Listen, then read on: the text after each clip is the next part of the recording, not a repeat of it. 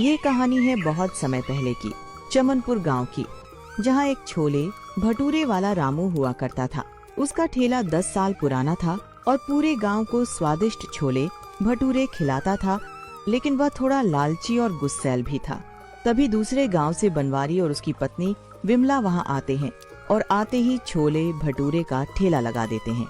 देखते ही देखते उनका ठेला मशहूर हो जाता है और रामू का ठेला बिल्कुल सुनसान पड़ जाता है। आगे क्या होगा, आइए जानते हैं।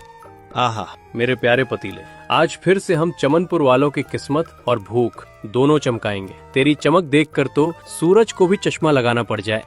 तभी पड़ोसी राजू वहाँ से गुजरता है और हवा में लंबी सांस खींचता है। उफ रामू भाई, अभी तो भट्टी भी नहीं सुलगी और मसालों की खुशबू सीधे दिल में छेद कर रही है। आज छोलों में ऐसा क्या डाल दिया है? राजू भाई, ये रामू का हाथ है। आज मसालों में एक सीक्रेट तड़का मारा है, जो एक बार खाएगा वो अपनी उंगलियां क्या प्लेट तक चाट जाएगा। अरे वाह, तो फिर एक प्लेट मेरे लिए अभी बुक कर लो, पर भाई थोड़ा एक्स्ट्रा मक्खन डाल देना, दोस्ती के नाते। राजू भाई, दोस्ती अपनी जगह और मक्खन अपनी जगह। दोस्ती निभानी है तो 40 रुपए के कड़क नोट तैयार रखना। मेरी दुकान में उधार का मतलब उजाड़ होता है। तुम्हारी बातों में ही इतना स्वाद है रामू भाई कि आधा पेट तो बातों से ही भर जाता है।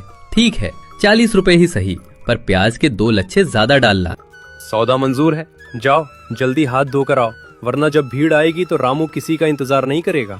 दोपहर के समय रामू के ठेले पर काफी भीड़ होती है और तभी उनमें से एक ग्राहक बोलता है, रामू भैया थोड़े छोले और डाल दो, तरी बहुत कम लग रही है। तरी? भाई साहब, इसे तरी कहकर इसका अपमान मत कीजिए।